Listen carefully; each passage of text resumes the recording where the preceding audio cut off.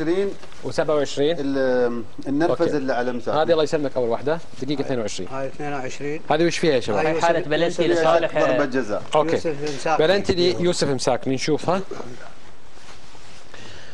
خالد فضلي نشوفها بتجيك اعاده.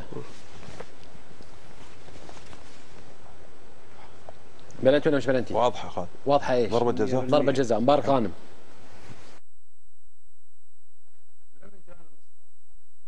بلنتي عبد الرحمن محمد. بلنتي احمد الرواس. بلنتي ناظم شاكر. بنالتي. بالانتي وسعد العمري. ما لا اخويا هذه غانم كلها بالانجليزي. ضربه جزاء. ضربه جزاء بسعود. بنالتي. بلنتي زين. اوكي طبعا كابتن خليل. ضربه جزاء. ضربه جزاء. محمود سلطان شو يقول؟ نو كومنتس. ها؟ نو كومنتس. قويه.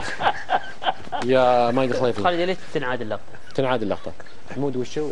نو كومنتس. محمد نو كومنتس. نو كومنت. بتقولوا انه وصل الكره بس بعد زلت رجله. اتعلم من كنت بقول الكلام. اوكي شكرا. زلت رجله. شوفها شفت؟ معلش مايد زلت رجله. مايد لو سمحتوا يا شباب لو سمحتوا كل واحد قال رايه انتهى الموضوع. انا اغير بالكومنتس. اوكي بلنتي. بلنتي. مايد يقول بلنتي. محمود بلنتي. خلاص نروح معه. بلنتي بالاجماع عندي بلنتي. هذا بلنتي نادي الاخويه لم يحسبه حكم المباراه. دقيقه 27 من يطالبها؟ خالد النرفز اللي على يوسف مساك كان واضح في المباراه، وهذه كانت يعني في الكره مع محمد مثناني.